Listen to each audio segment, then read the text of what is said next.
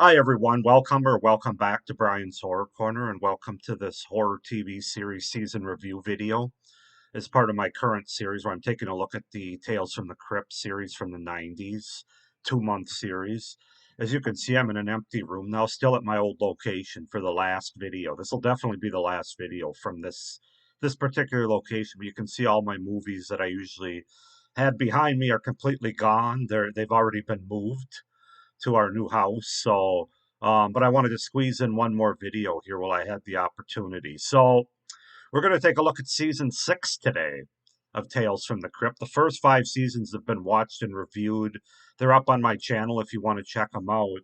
Um, but this video is going to be all about the 6th season of Tales from the Crypt. So, I won't lie, there's definitely a step down in quality from well, there was a step down in season 5, in my opinion, from the 2, 3, and 4 were like at the top. Season 5 was a step down a little bit. This is even a bigger step down. And from what I've heard about season 7, I better get ready to go down a little bit more, but we'll see when the time comes. But yeah, season 6, still some good episodes for sure, but there's definitely more mediocre episodes or even bad episodes in my opinion, but let's just go ahead and get into it. I'm going to try to make this video less than 20 minutes because I need to get out of here. But we'll start with my bottom three, or the three least favorite of the season. Um, Starting with number three, my third least favorite is going to be the third episode from the season, directed by Mick Garris and written by Gilbert Adler, that aired on October 31st, 1994, and it's entitled Whirlpool.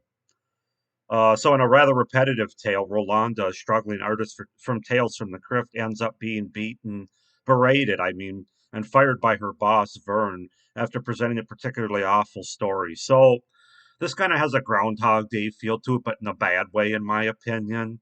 It's not done very well. Seeing that Mick Garris is the director, it's not surprising. I'm not really a big fan of Mick Garris as a director. He's just so light on horror. I don't know. Just not a big fan of his. Even Psycho 4 is my least favorite Psycho movie of the original Psycho movies, not counting the remake, of course. But yeah, I don't know. The only thing interesting about this is that she's a Tales from the Crypt artist, and then it ends up having an interesting twist that kind of throws everything on its head between the boss and her, where she becomes the boss and the boss becomes the writer at the very end than a typical Tales from the Crypt twist. So other than that, it's pretty forgettable, not that well done. My second least favorite of the season is going to be episode 10, In the Groove. This was written or directed by Vincent Spano and written by Jack Temchin. It aired on December 21st, 1994. This is the one about the shock jock who works at a small radio station that was inherited by his hateful sister, Rita, played by Wendy Malick. There's a will that they have, according to their mother, who's passed away. Rita's not allowed to fire her brother, even bringing in low ratings. Instead, she just demotes him, gives him the graveyard shift. Um, she also assigns him a new partner, and she helps his ratings skyrocket. Um, Gary accidentally he goes off on a tangent on their mother, which breaks the will, and then she's able to fire him, and then in turn he's going to take her out. He's going to try to kill her, but it's Tales from the Crypt, so things don't end the way you think they're going to, or the way the main character thinks they're going to. This episode's just okay. I gave it a 2.5 out of 5. I gave the other one 2.5 out of 5 to Whirlpool. This one I gave 2.5. It's just a meh episode. It doesn't do anything for me. Um, yeah, I really got nothing else to say about it. But the worst episode for me from season 6, I gave a 2 out of 5 to, is episode 7 from the season, The Pit. Directed by John Harrison, written by John Harrison, aired on November 30th, 1994. This is about the martial artists Felix Johnson and Aaron Scott recount how their latest bout in the ring ended in a draw. And they have these two domineering managers and trophy wives, former fighters themselves, absolutely despise one another, and they take their anger out on their respective husbands. And then Wayne Newton, who's in this episode, plays Wink Barnum. He hears about an intense rivalry that the women have and settles an agreement not to enlist their husbands in a television no holds barred fight to the death. Doesn't feel like Tales from the Crypt for me. That's my biggest problem with it. It's just there's nothing there's nothing eerie about it. There's nothing scary about it. It's just these dumb characters that I really don't give a damn about any of them. Skip this episode. The Pit is awful. It's probably one of the worst episodes of the whole series so far. We'll get to that when I get to my overall series summary here in a couple of weeks. But yeah, those are my bottom three. Getting on to bigger and better things. I'm going to start with an honorable mention for my top five. And that's going to be the very first episode of the season, Let the Punishment Fit the Crime. Episode one, directed by Russell Mulkey, written by Ron Finley. It aired on October 31st, 1994. It stars Catherine O'Hara as a shameless and unscrupulous ambulance chasing lawyer. She's arrested for having an illegal license plate in a remote town of Stewicksville. She discovers the court system is nightmarishly backwards, punished over three identical judges, and sentenced people to torture and even capital punishment for petty crimes. It's an interesting episode. I didn't mind it. Catherine O'Hara's good in it. I like her. Peter McNichol's in it as her public defender. He's good. And it has a good, interesting twist at the end as well. So this one worked for me. Just didn't quite make my top five. But what did make my top five is my number five. And my number five is going to be episode 11, Surprise Party, directed by Elliot Silverstein and written by Tom Lyons and Coleman DeKay, that aired on December 28th, 1994. This is the one where the guy drives out to the countryside in order to claim a burned house that was owned by his late father. During the drive, Ray reminisces about his father's last moments, where it's revealed that he killed him.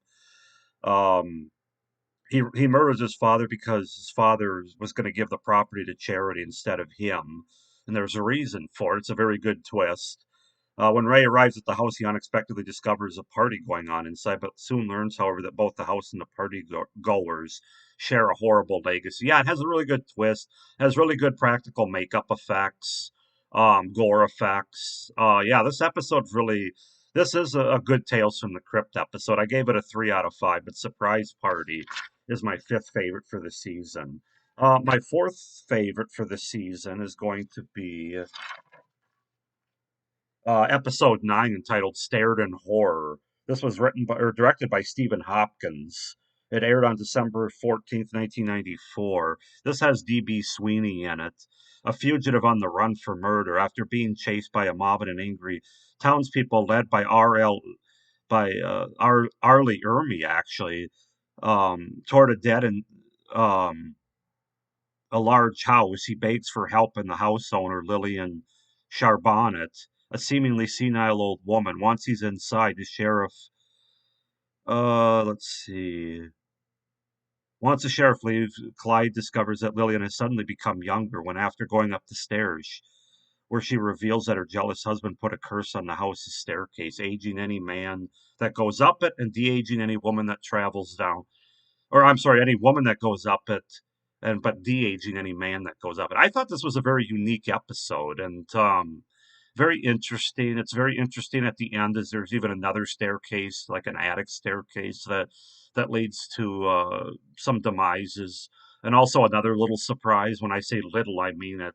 I just really enjoyed this episode. I thought it was good. I thought DB Sweeney was good. I thought Arlie Ermy he's good in everything. He's good here, even though he really doesn't have much to do. And the gal Rachel Tickerton was good as well as the old slash young lady. So yeah, this is one of the better episodes in my opinion. Stared in Horror. Number three is going to be a later episode in the season. Comes the Dawn. Um, this is episode 13, uh, directed by John Hertzfeld and written by William Gaines. It was aired on January 11th, 1995. This is the one with Michael Ironside and Bruce Payne.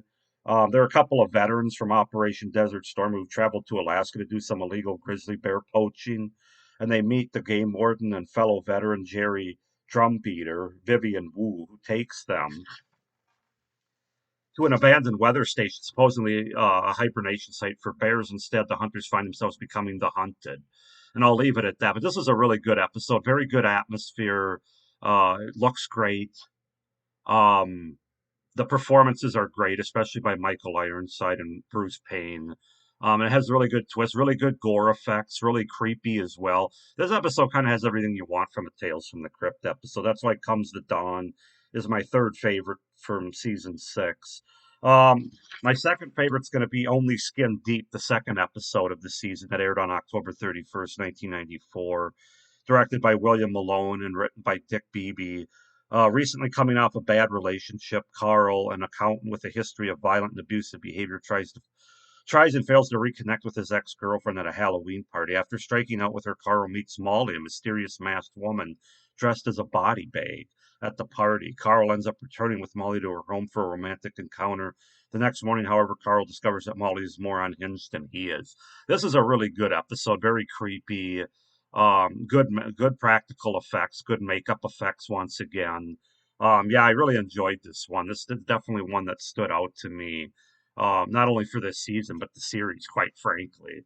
And I got a lot out of it. So yeah, Only Skin Deep, the second best episode of season six. But my favorite episode and the best episode, in my opinion, of season six is going to be episode six, The Bribe. This was directed by Ramon Menendez and written by Scott Nimmerfro, aired on November 23rd, 1994. This has a great cast in it. That's you start with that.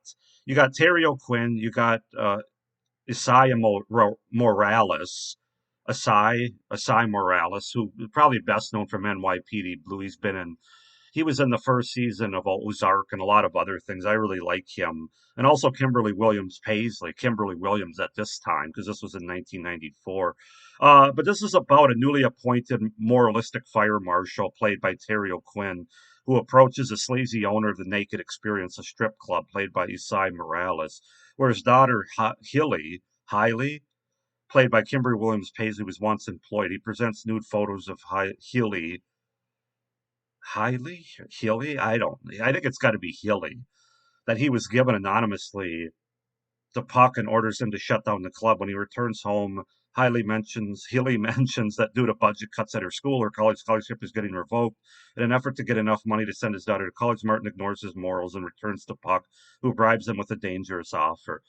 Also, Benicio del Toro, a young Benicio del Toro, is also in this episode. Great cast, great story, great gore effects, great twists. This episode really does have it all, and you can bet this is going to be one of my top 10 episodes of the entire series when it's all said and done. I really enjoyed it. This almost felt like it could have been a short story movie kind of thing, The Bribe, especially with the performances and the actors and actresses that we get in it. Um, it kind of has a double twist at the end. Well, there's a character in the end that you think is different than what they actually are. Um, yeah, it's just you just got to watch it. The Bribe is a great Tales from the Crypt episode, my favorite episode from season six.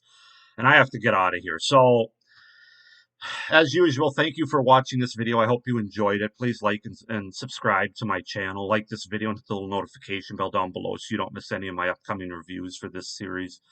And subscribe so you don't miss any of my great horror content coming up. You'll see me in a new location. This is it for this one.